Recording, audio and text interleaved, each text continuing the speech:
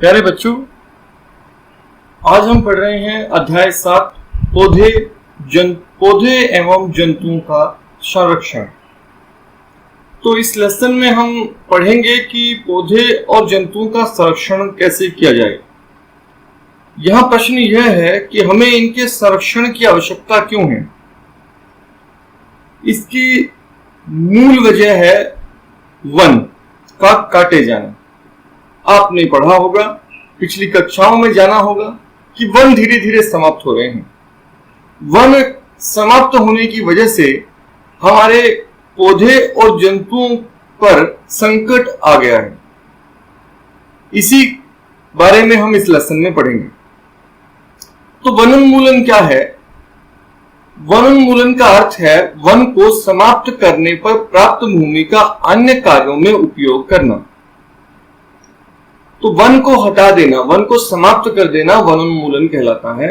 वनोन्मूलन का अर्थ है वनों को समाप्त करने पर प्राप्त भूमि का अन्य कार्यों में उपयोग करना। वन में वृक्षों की कटाई निम्न उद्देश्यों से की जाती है। वनों की कटाई हो क्यों रही है? इसके मुख्य कारण इस प्रकार हैं। कृषि के लिए भूमि प्राप्त करना। अब हम अधिक से अधिक स्थान पर कृषि करना चाहते हैं, जिसके लिए हमें भूमि की आवश्यकता होती है। तो इसीलिए अधिक से अधिक भूमि प्राप्त करने के लिए वनों को काटकर भूमि को साफ किया जा रहा है। घरों एवं कारखानों का निर्माण। तो घर और कारखानों के निर्माण के लिए भी हमें भूमि की आवश्यकता होती है। इसके लिए भी जो है हमारा भूमि को प्राप्त करने के लिए वनों को काटा जा रहा है। फर्नीचर बनाने और लकड़ी का ईंधन के रूप में उपयोग करने के लिए भी वनों को काटा जाता है। दावानल यानी कि जंगल में जब आग लग जाती है या फिर भीषण सूखा पड़ने से भी वन नष्ट होते हैं। तो दावानल और भीषण सूखा ये वनोन्मूलन के प्राकृतिक कारक हैं। तो इस प्रकार से वनों को नुकसान हो रहा है और वनोन्मूलन इन्हीं कारणों से हो रहा है। तो वनोन्मूलन के परिणाम क्या होंगे? यदि वन इसी तरह घटते रहे तो उसका परिणाम क्या होता है? अभी जो परिणाम हमारे सामने आए हैं उसके आधार पर हम कह सकते हैं कि वनोन्मूलन से पृथ्वी पर ताप एवं प्रदूषण के स्तर में वृद्धि होती है। इससे वायुमंडल में कार्बन डाइऑक्साइड का स्तर बढ़ जाता है। भूमि जल स्तर का भी निम्नीकरण होता है, भूमि जल स्तर नीचे जाता है। वनोन्मूलन से प्राकृतिक संतुलन प्रभावित होता है। वर्षा और भूमि की उर्वरता में कमी आती है। साथ ही साथ बाढ़ तथा सूखे जैसी प्राकृतिक आपदाओं की संभावनाएं बढ़ जाती हैं। तो वनोन्मूलन के ये सभी परिणाम हमें देखने में आते हैं। आइए जरा इनके बारे में थोड़ा विस्तार से जान लेते हैं। अभी हमने पढ़ा कि वनोन्मूलन से पृथ्वी का तापमान बढ़ जाता है। ये क्यों बढ़ता है ये जरा देखते हैं। प्रकाश संश्लेषण की क्रिया में पौधे को भोजन बनाने के लिए कार्बन डाइऑक्साइड की आवश्यकता होती है। कम वृक्षों का अर्थ है कार्बन डाइऑक्साइड के उपयोग में कमी आना।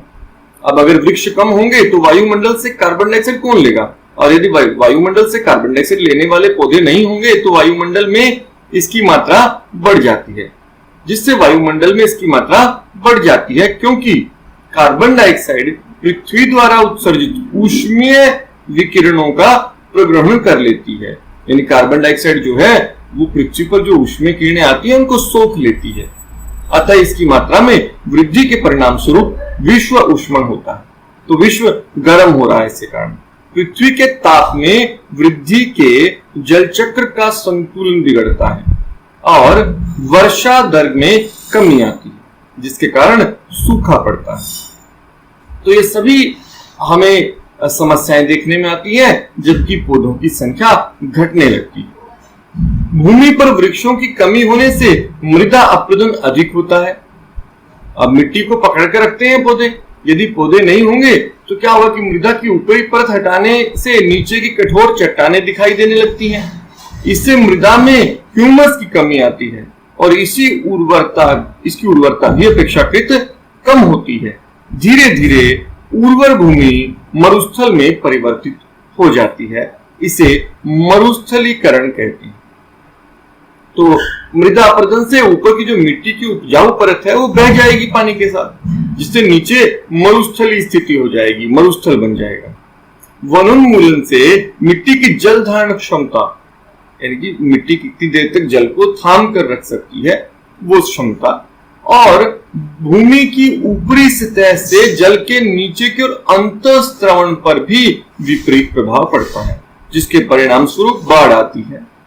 मृदा के अन्य गुण जैसे कि पोषक तत्व गठन इत्यादि भी वनोन्मूलन के कारण प्रभावित होते हैं। तो ये हमने पढ़ा वनों के बारे में। अब वन और वन्य प्राणियों का संरक्षण के बारे में हमें क्यों आवश्यकता है या क्या किया जा रहा है, इसके बारे में जरा पढ़ते हैं। कुछ कदम इसके लिए उठाए जा रहे हैं, वो क्या हैं वो भी जरा देखते हैं। वन एवं वन्य प्राणियों को किस प्रकार बचाया जा सकता है। जैव विविधता के संरक्षण के उद्देश्य के लिए जैव मंडल आरक्षित क्षेत्र बनाए गए हैं। अब ये जैव विविधता क्या है? जैव विविधता किसी क्षेत्र विशेष में पाए जाने वाले सभी पौधे, जंतु, सूक्ष्म जीव की विभिन्न प्रजातियां उस क्षेत्र की जैव विविधता कहलाती हैं। यानी कि हम इसे यूं कह सकते हैं कि किसी क्षेत्र में जितने जीव पाए जाते हैं, चाहे वो पौधे हैं, चाहे वो जंतु हैं, चाहे वो सूक्ष्म जीव हैं, जितने भी जीव पाए जाते हैं सभी को मिलाकर उस क्षेत्र की जैव विविधता कहते हैं। जीवन में कितनी विविधता है, ये जैव विविधता है। किसी क्षेत्र का जैव मंडल आरक्षित क्षेत्र, अब हमने यहां पढ़ा था जैव मंडल आरक्षित क्षेत्र, तो ये जैव मंडल आरक्षित क्षेत्र क्या है, इसको जरा परिभाषित कर लेते हैं। तो किसी क्षेत्र का जैव मंडल आरक्षित क्षेत्र उस क्षेत्र की जैव विविधता एवं संस्कृति को बनाए रखने में सहायक है। हम एक ऐसा क्षेत्र आरक्षित कर लेते हैं जिसमें कोई और बाहर से नहीं आ सकता, तो ऐसी स्थिति में वो उसकी जैव विविधता बचाएगा और संस्कृति को भी बचाए रखेगा। किसी जैव मंडल आरक्षित क्षेत्र के अंतर्गत अन्य संरक्षित क्षेत्र भी हो सकते हैं, जैसे कि पंचमढ़ी जैव मंडल आरक्षित क्षेत्र में सतपुड़ा नामक एक राष्ट्रीय उद्यान भी है। बोरी और पंचमढ़ी नामक दो वन्य जंतु अभयारण्य आते हैं। तो जैव मंडल आरक्षित क्षेत्र क्या है, अगर हम इसे परिभाषा लिखें तो आप इसे इस तरह से लिख सकते हैं कि जैव मंडल आरक्षित क्षेत्र क्या है, वन्य जीव, पौधे और जंतु संसाधनों और उस क्षेत्र के आदिवासियों के पारंपरिक ढंग से जीवन यापन हेतु विशाल संरक्षित क्षेत्र को जैव मंडल आरक्षित क्षेत्र कहते हैं। तो ये परिभाषा आप इसी प्रकार से आप अपनी किताब में अपनी नोटबुक में लिख सकते हैं। इसके बाद हम बात करते हैं, आप यहाँ जैव पंचमढ़ी में जो जैव मंडल आरक्षित क्षेत्र है इसको आप देख सकते हैं। एक जैव मंडल आरक्षित क्षेत्र में सभी प्रकार का आरक्षण होता है। आरक्षण मतलब कि बाहर से कोई प्रवेश नहीं कर सकता। अब यहाँ देखें तो ये जो नीले रंग में आपको दिखाई दे रहा है ये पूरा का पूरा आरक्षित क्षेत्र है, संरक्षित क्षेत्र है, इसमें तो बिल्कुल प्रवेश वर्जित होता है। इसके बाद बोरी अभयारण्य है। इसके बाद यहाँ नीम जो आप देखते हैं कि सतपुड़ा राष्ट्रीय उद्यान भी इसी के बीच है और पंचमढ़ी अभयारण्य भी। तो ये सभी मिलकर जैव मंडल आरक्षित क्षेत्र बना रहे हैं। इसमें संरक्षित क्षेत्र भी है, इसमें अभयारण्य भी है, इसमें राष्ट्रीय उद्यान भी है। तो ये सब मिलाकर एक संरक्षित क्षेत्र, आरक्षित क्षेत्र बन जाता है। तो अब हम बात करते हैं कि कुछ क्षेत्रों में आपने देखा होगा कुछ विशेष प्रकार के जंतु या पौधे पाए जाते हैं। तो कुछ जंतु और पौधे एक क्षेत्र विशेष में ही पाए जाते हैं, उन्हें क्या कहते हैं उनके बारे में जरा जानते हैं।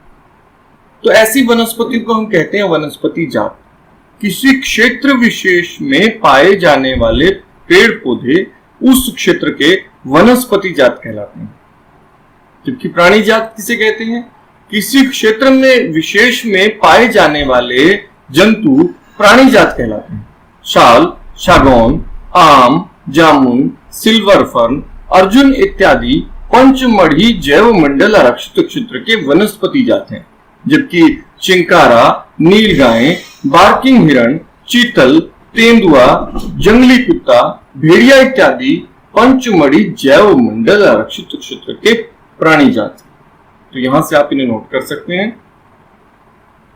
इसके बाद कुछ ऐसे भी स्पीसीज होती हैं, कुछ ऐसे भी जीव हैं जो सिर्फ उसी क्षेत्र में पाए जाते हैं, दुनिया भर में और कहीं पाए ही नहीं जाते। उन्हें हम कहते हैं विशेष क्षेत्रीय स्पीसीज। तो विशेष क्षेत्रीय स्पीसीज क्या है? पौधे एवं जंतुओं की वह स्पीसीज जो किसी विशेष क्षेत्र में विशिष्ट रूप से पाई जाती है, उसे विशेष क्षेत्रीय स्पीसीज कहते हैं। ये किसी अन्य क्षेत्र में प्राकृतिक रूप से नहीं पाई जाती। किसी विशेष प्रकार का पौधा या जंतु किसी क्षेत्र विशेष, राज्य या देश का विशेष क्षेत्रीय हो सकते हैं। जैसे कि अगर हम इसी पंचमढ़ी क्षेत्र की बात करें तो इसमें विसन, भारतीय विशाल गिलहरी तथा उड़ने वाली गिलहरी पंचमढ़ी जैव मंडल आरक्षित क्षेत्र के विशेष क्षेत्रीय प्राणी हैं। जबकि साल और जंगली आम पंचमढ़ी जैव मंडल आरक्षित क्षेत्र के विशेष क्षेत्रीय पौधे हैं। आप इसे चित्र में देख सकते हैं। ये विशाल गिलहरी है जो सिर्फ पंचमढ़ी जैव मंडल क्षेत्र में ही पाई जाती है, इसलिए इसे हम वहां की विशेष क्षेत्रीय स्पीसीज कहेंगे। इसी प्रकार से ये उड़ने वाली गिलहरी को आप देख सकते हैं। अब यह दुनिया भर में सिर्फ और सिर्फ पंचमढ़ी जैव मंडल आरक्षित क्षेत्र में ही पाई जाती है, इसलिए है वहां की विशेष क्षेत्रीय स्पीसीज है। तो आरक्षित वनों की तरह ही कुछ ऐसे क्षेत्र हैं जहां वन्य प्राणी सुरक्षित और संरक्षित रह सकते हैं। इन वन्य प्राणी अभयारण्य कहते हैं। अब यहां हम कह रहे हैं अभयारण्य, जहां ऐसा जंगल जहां प्राणी अभय होकर बिना डर के घूम सकते हैं। तो ऐसे स्थान वन्य प्राणी अभयारण्य क्या है? वन्य प्राणी अभयारण्य वह स्थान है जहां प्राणियों और जंतुओं को मारना या शिकार करना अथवा पकड़ना पूर्णतः निषिद्ध होता है। कुछ महत्वपूर्ण संकटापन्न वन्य जंतु जैसे कि काले हिरण, श्वेत आंखों वाले हिरण, हाथी, सुनहरी बिल्ली, गुलाबी सिर वाली बत्तख, घड़ियाल, मगरमच्छ, अजगर, गेंडा इत्यादि हमारे वन्य प्राणी अभयारण्यों में सुरक्षित और संरक्षित हैं। इनका बहुत ज्यादा शिकार हो रहा था, तो इन्हें बचाने के लिए इन्हें वन्य प्राणी अभयारण्यों में रखा गया है और वहां ये सुरक्षित भी है और संरक्षित भी है। तो अब आप अंतर समझ गए चिड़ियाघर और वन्य प्राणी अभयारण्यों में क्या अंतर है? चिड़ियाघर वो जगह है जहां पर कहीं कहीं से प्राणियों को लाकर कैद करके रखा जाता है। ये उनका मूल निवास या उनका रहने का घर नहीं है। जबकि वन्य प्राणी अभयारण्य जो है वो वन है जिन्हें संरक्षित कर दिया गया है ताकि उनके अंदर इन प्राणियों को मारा ना जा सके। लेकिन यहाँ ये प्राणी स्वतंत्र घूम सकते हैं, ये पिंजरों में नहीं है और ये अपने घर में ही यानी कि वन में ही हैं। और इसी प्रकार से जैसे वन्य प्राणी अभयारण्य होता है उसी प्रकार से बनाए गए हैं राष्ट्रीय उद्यान। राष्ट्रीय उद्यान क्या है? राष्ट्रीय उद्यान वह विशाल आरक्षित वन क्षेत्र है तथा पर्यावरण के संपूर्ण संघटकों का संरक्षण करने में पर्याप्त है। इन्हें राष्ट्रीय उद्यान कहते हैं। तो राष्ट्रीय उद्यान वो विशाल वन आरक्षित क्षेत्र है जहां पर्यावरण के संपूर्ण घटकों का संरक्षण किया जाता है। यह वनस्पति जात, प्राणी जात, दृश्य भूमि, ऐतिहासिक वस्तुओं का संरक्षण करते हैं। जैसे कि सतपुड़ा राष्ट्रीय उद्यान भारत का प्रथम आरक्षित वन है। इसमें भी इसी प्रकार का संरक्षण किया गया है। यहाँ कुछ गुफाएं हैं जिनमें बहुत सी मानवीय कलाकृतियां जो प्राचीन हैं वो दिखाई देती हैं। तो राष्ट्रीय उद्यान क्या है? जिसमें एक वन क्षेत्र में जो कुछ भी आता है उस पूरे को बिल्कुल उसी प्रकार से संरक्षित करना जैसा वो है। अब हम बात करते हैं इस लगातार घटते हुए वनों की वजह से जंतुओं पर संकट आ रहा है। संकटापन्न जंतु इन्हें हम कहते हैं। जो जंतु अब संकट में आ गए हैं उन्हें संकटापन्न जंतु कहते हैं। कैसे संकट में? वे जंतु जिनकी संख्या एक निर्धारित स्तर से कम हो जाती है और वे विलुप्त हो सकते हैं संकटापन्न जंतु कहलाते हैं। जैसे कि शेर, हाथी, जंगली भैंसा तथा बारहसिंगा आदि। तो इस प्रकार के बहुत से जंतु हैं जो इस समय संकट में हैं, जिनकी संख्या बहुत कम हो गई है। आप यहाँ शेर को देख रहे हैं, शेर बहुत बड़े संकट में है। इस समय बहुत कम संख्या में है, बारहसिंगा बहुत कम संख्या में है, हाथियों का हाथी दांत के लिए लगातार शिकार हो रहा है और ये बहुत कम संख्या में है, गेंडा भी इसी तरह का एक जीव है। ये सभी संकटापन्न जंतु हैं, यानी कि इनकी संख्या, तो संकटापन्न जंतु किन्हें कहते हैं? वे जंतु जिनकी संख्या निर्धारित स्तर से कम हो जाती है और वे विलुप्त हो सकते हैं, वे बिल्कुल गायब हो सकते हैं पृथ्वी से। अब इन्हें कहते हैं हम संकटापन्न जंतु। यदि विलुप्त हो जाएंगे तब उन्हें क्या कहते हैं? जो विलुप्त हो गए हैं उन्हें क्या कहते हैं? उन्हें कहते हैं विलुप्त जंतु या विलुप्त प्रजाति। तो विलुप्त प्रजाति क्या है? वे प्रजातियां जो पहले पृथ्वी पर पाई जाती थी, किंतु अब उस प्रजाति का कोई भी जीव पृथ्वी पर जीवित नहीं है, उसे विलुप्त प्रजाति कहा जाता है। यहां ये मिस्टेक हो गई है, उसे विलुप्त प्रजाति कहा जाता है। जैसे कि डायनासोर, तो आप यहां चित्र में देख सकते हैं, ये डायनासोर है ना, ये पहले पाए जाते थे पृथ्वी पर क्या पाए जाते हैं? नहीं, अब कोई डायनासोर पृथ्वी पर नहीं पाया जाता। तो ऐसी स्थिति में हम क्या कहेंगे? ये है विलुप्त प्रजाति, यह है विलुप्त प्रजाति। क्या केवल बड़े जंतुओं को ही विलुप्त होने का खतरा है? पर वास्तव में ऐसा नहीं है। हमें लगता है कि बहुत बड़े बड़े जंतु का शिकार करना आसान है, शिकारी उनको मारते हैं, और बहुत छोटे छोटे जंतु जैसे छिपकली, मेंढक, सांप, ये तो विलुप्त नहीं हो सकते। पर असल में ऐसा नहीं है। बड़े जंतुओं के अपेक्षा छोटे प्राणियों के विलुप्त होने की संभावना कहीं अधिक है। अक्सर हम सांप, मेंढक, छिपकली, चमगादड़, उल्लू इत्यादि को निर्दयता से मार देते हैं और पारितंत्र में उनके महत्व के विषय में भी नहीं सोचते। उनको मारकर हम स्वयं को हानि पहुंचा रहे हैं। यद्यपि वे आकार में छोटे हैं, परंतु पारितंत्र में उनके योगदान को अनदेखा नहीं किया जा सकता। वे आहार जाल में, आहार श्रृंखला के भाग हैं। असल में आप ये समझिए कि एक जीव के मरने पर बाकी जीवों की पूरी आहार श्रृंखला में समस्या हो जाएगी। यदि चूहे और मेंढक ही नहीं बचेंगे तो सांप भी मर जाएंगे, क्यों क्या खाएंगे? इस प्रकार से एक जीव के मरने पर पूरी एक आहार श्रृंखला नष्ट हो जाती है। अब हम बात करते हैं पारितंत्र की कि पारितंत्र क्या है। यहाँ पारितंत्र शब्द का प्रयोग हुआ है, तो पारितंत्र क्या है? किसी क्षेत्र के सभी पौधे, प्राणी, सूक्ष्म जीव, अजैव घटक जैसे कि जलवायु, भूमि, नदी, डेल्टा इत्यादि संयुक्त रूप से किसी पारितंत्र का निर्माण करते हैं। जहां हमने जैव विविधता के बारे में पढ़ा था, तो हमने कहा था किसी क्षेत्र के सभी जीवित जीव जो हैं उस क्षेत्र की जैव विविधता है। लेकिन पारितंत्र में अंतर क्या है? पारितंत्र में किसी क्षेत्र के सभी जैव और अजैव घटकों को संयुक्त रूप से किसी क्षेत्र का पारितंत्र कहते हैं। तो पारितंत्र का मतलब है सभी जैव घटक और सभी अजैव घटक। तो यहाँ परिभाषा के रूप में इस तरह लिख सकते हैं कि किसी क्षेत्र के सभी पौधे, प्राणी, सूक्ष्म जीव, अजैव घटकों और जैसे जलवायु, भूमि, नदी, डेल्टा इत्यादि संयुक्त रूप से किसी पारितंत्र का निर्माण करते हैं। अब जो संकटापन्न जंतु हैं, जो खतरे में है, हमें कैसे पता चलेगा कि खतरे में है? इसके लिए बुक बनाई गई है, इसे बोलते हैं रेड डाटा पुस्तक। तो रेड डाटा पुस्तक क्या है? रेड डाटा पुस्तक वह पुस्तक है जिसमें सभी संकटापन्न स्पीसीज का रिकॉर्ड रखा जाता है। जो भी स्पीसीज संकट में है, नष्ट होने वाली हैं, नजदीक पहुंच गई हैं विलुप्त होने के, उनका रिकॉर्ड इसमें रखा जाता है। पौधे, जंतु और अन्य स्पीसीज के लिए अलग अलग रेड डाटा पुस्तकें हैं। जैसे कि आप यहाँ एक देख सकते हैं, ये प्लांट्स के लिए है, तो ऐसी कोई प्लांट्स के लिए होगी, कोई जंतुओं के लिए। जंतुओं में भी अलग अलग स्पीसीज के अलग अलग रेड डाटा पुस्तक होती है। अब आपने कभी गर्मियों में आपने देखा होगा इस तरह झीलें हमारी इस तरह के पक्षियों से भर जाती हैं, लेकिन उसके बाद के समय में ये पक्षी अचानक गायब हो जाते हैं। फिर ये कहाँ चले जाते हैं? ये कहाँ से आए थे? इनके बारे में जरा जान लेते हैं। प्रवासी पक्षी संसार के अन्य भागों से उड़कर यहाँ आते हैं।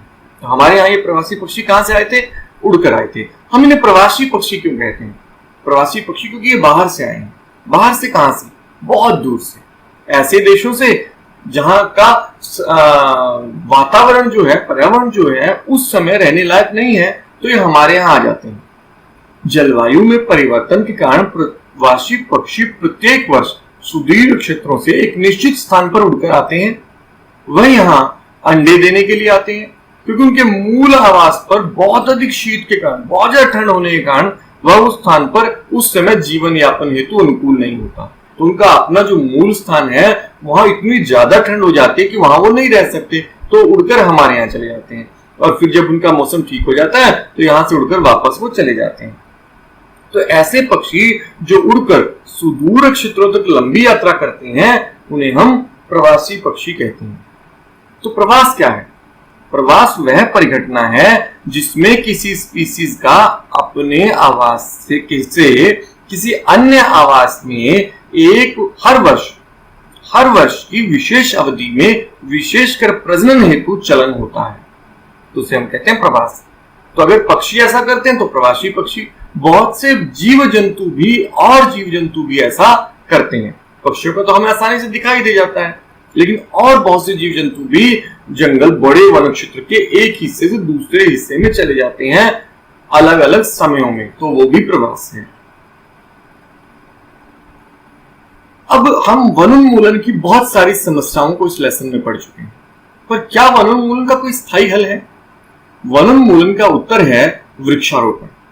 हम वृक्षारोपण द्वारा, पुनर्वनरोपण द्वारा वनोन्मूलन की समस्या को हल कर सकते हैं। फिर से वन लगाएं। फिर से वन कैसे लगाएंगे, क्या है तरीका? तो पुनर्वनरोपण क्या है? पुनर्वनरोपण में काटे गए वृक्षों की कमी पूरा करने के उद्देश्य से नए वृक्षों का रोपण करना है। रोपण वाले वृक्ष सामान्यतः उसी स्पीसीज के होने चाहिए जो उस वन में पाए जाते हैं। हमें कम से कम उतने वृक्ष तो लगाने ही चाहिए जितने हम काटते हैं। यदि हम ऐसा करते रहेंगे तो हमें लकड़ी भी मिलती रहेगी, हमें पौधे भी मिलते रहेंगे, हमें इमारती लकड़ी भी मिलेगी, लेकिन साथ ही साथ वन फिर से उगते रहेंगे। तो प्राकृतिक रूप से भी वन का पुनर्वनरोपण हो सकता है। यदि हम उस क्षेत्र को बिना किसी छेड़छाड़ के खाली छोड़ दें तो वन अपने आप दोबारा उग जाएगा। यदि वनोन्मूलित क्षेत्र को आबादित छोड़ दिया जाए तो यह स्वतः पुनर्स्थापित हो जाता है। प्राकृतिक पुनर्वनरोपण में मानव गतिविधियों का कोई स्थान नहीं है। पुनर्वनरोपण नष्ट किए गए वनों को पुनर्स्थापित करने के लिए रोपण करना है। तो पुनर्वनरोपण क्या है, यहां से आप नोट कर सकते हैं कि नष्ट किए गए वनों को पुनर्स्थापित करने के लिए रोपण करना है। किसका रोपण करना? वृक्षों का रोपण करना। तो ये पुनर्वनरोपण की परिभाषा आपने पढ़ी। इसके बाद आप समझ लेते हैं जरा कागज कहां से आता है, ये भी आपको पता होना चाहिए। कागज बनता है लकड़ी से। 1 टन कागज प्राप्त करने के लिए पुनर्रूपेण विकसित 17 वृक्षों को काटा जाता है। तो आप समझ सकते हैं कि जितना हम ज्यादा कागज उपयोग करते हैं उतने अधिक वृक्ष की कटाई भी होगी, अतः हमें कागज की बचत करनी चाहिए। कागज का 5 से 7 बार तक पुनः चक्रण किया जा सकता है। तो आपको कागज बचाने ही ताकि ज्यादा से ज्यादा वृक्ष बचाए जा सकें। यदि कोई छात्र दिन में मात्र 1 कागज की बचत करता है तो हम 1 वर्ष में अनेक वृक्ष बचा सकते हैं। हमें कागज की बचत करनी चाहिए, इसके पुनः उपयोग और पुनः चक्रण करना चाहिए। इसके द्वारा हम न केवल वृक्षों को बचाएंगे वरन कागज उत्पादन के उपयोग में आने वाले जल और ऊर्जा की भी बचत करेंगे, और साथ ही साथ कागज उत्पादन के उपयोग में आने वाले हानिकारक रसायनों में भी कमी आएगी। तो तीनों कारण हैं, ये 3 कारण हैं जिनके लिए हमें कागज का पुनः चक्रण करना चाहिए। आपको कागज कूड़ेदान में नहीं फेंकना है, ध्यान रखिएगा। भविष्य में आपको कागज कूड़ेदान में नहीं फेंकना है, आपको कागजों को एकत्र करके उसे रद्दी वाले को दे देना है ताकि वह उसे पुनः चक्रण के लिए फैक्ट्री की ओर बेच सके। तो ये पढ़ा हमने कागज के बारे में। इसके साथ ही हमारा ये लेसन यहीं खत्म होता है। अगले लेसन के साथ अगली वीडियो में आपको बताऊंगा अगली जानकारी के बारे में। तब तक आप इसे अच्छे से अभ्यास कर लें और बार बार वीडियो देखने से आप जरूर इनको याद कर लेंगे बहुत अच्छे से। धन्यवाद।